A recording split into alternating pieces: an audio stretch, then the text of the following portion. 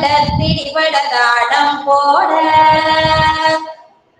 வேறும் வெளியிடத்த களியொரு பூதம் பாட பாட்டின் அடிபடு பொருளின் அடிபடு மொழியில் கூட கணித்தாடும் காளி சாமுண்டி எங்காளி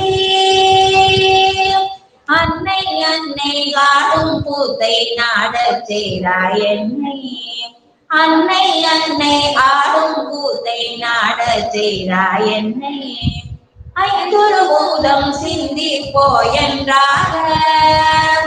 பின்னர் அதுவும் சக்தி கதியில் மூழ்கி போக அங்கே ஒன்று மொழியில் சிந்தை நடுவும் பேக தோடே முடியா நடனம் புரிவாய் அழுதி சொரிவாய்